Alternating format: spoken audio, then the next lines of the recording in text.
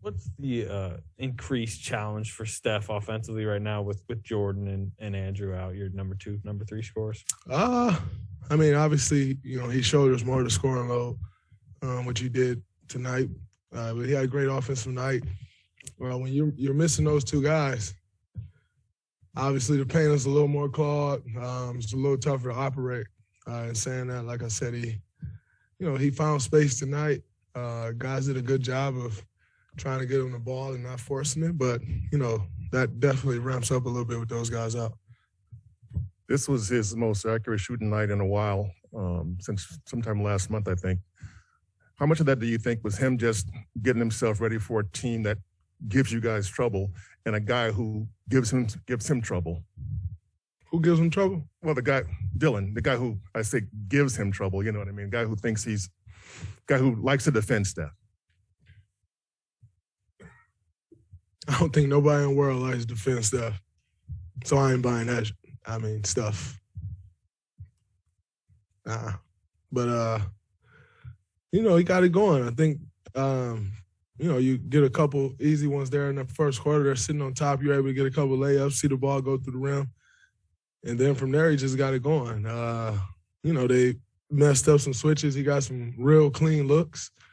And you let a guy like that get clean looks, it starts an avalanche. So it's good. That's a huge team over there. First 3 quarters, they own the glass.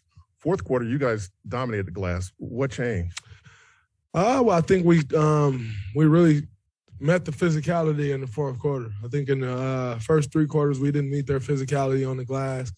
At times, it seemed like they were just trying to get the ball on the rim, 2 offensive rebounds. I think that was their best offense at times in the game. But we knew that coming in. Steven Adams averaged 4.5 offensive rebounds a game. Xavier Tillman's crashing offensive boards. Jaren's crashing offensive boards. The way to combat that is to come up with the rebound and then push it in transition. But in order to do that, you have to box out. And I don't think we were doing a good job of boxing out.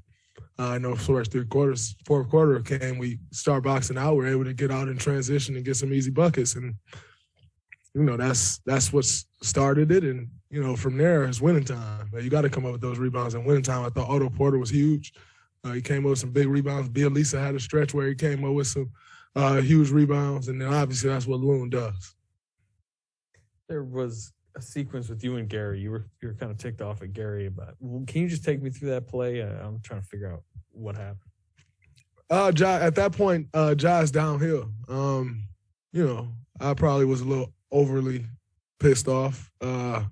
In part due to this was a game I wanted to win very bad. It's a team that beat us in play-in game last year, then came and beat us on our floor in the game that we let get away earlier this year. They're coming in here again. Obviously, we got guys down, but, it's a mental thing as well when you're playing a team like that plays you tough every game. And so I was a little more riled up this game just because it was a very important game. But I think one rule of thumb on the defensive end is once you can see your guys' numbers, you want to crack back. And he pushed me in the Jai, which I had him stuck underneath the rim. There's nothing you can do there. If I got you stuck under the rim, you're trying to get something around. And I had him right where I wanted him. He's about to go up.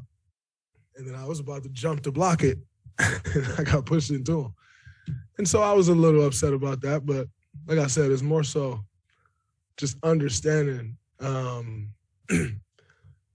the magnitude of this game for this team, and may not be a big game to most. It's also one of those things where, missing Wiggs, missing JP, missing Andre, missing D. Lee.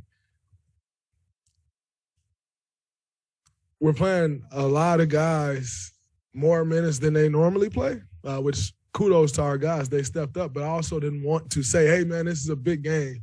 We need to win this game and add more pressure and put guys in an uncomfortable situation. But the whole game, I'm feeling it. We need to win this game. And so I think a bit of it came from there where, I just understand, we really need to win this game. And that was kind of that. But I thought he handled it well. We went to the timeout. We moved past it, and he continued to play great. You mentioned what a big game you felt this was and being down some guys. You have another big one coming up on Christmas Day.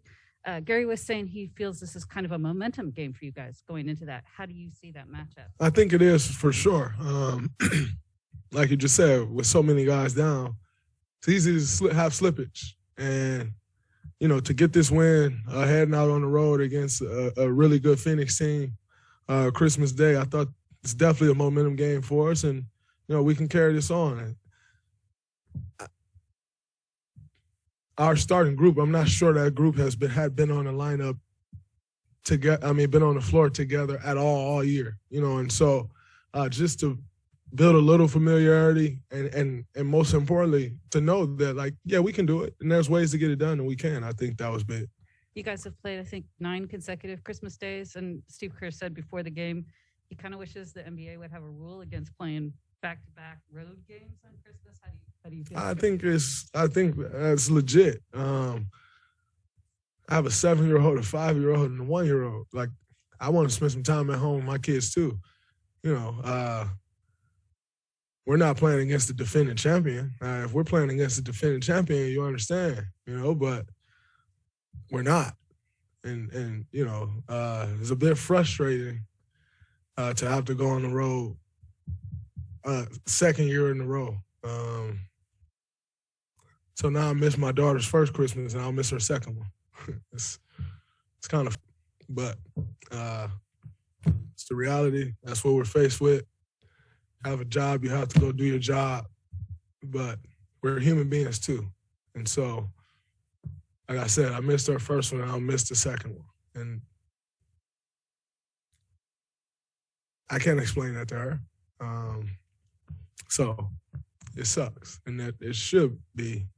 I mean, just, we're not robots, we're not machines. We are actual human beings with actual feelings, with actual families. And so, as I said before, if we're playing against the defending champion, you got to go on the road. That's just what it is. So if we were headed to Milwaukee, it is what it is, but we're not. Draymond, Gary played 30-plus minutes. It's the most he's played with you guys. And 16 shots. He was like the head of the matchup zone. He was guarding Ja. How hard is that? Like, how much work did he put in tonight, and how impressive was his performance? I thought his performance was very impressive. Most importantly, I thought he was extremely aggressive on the offensive end. And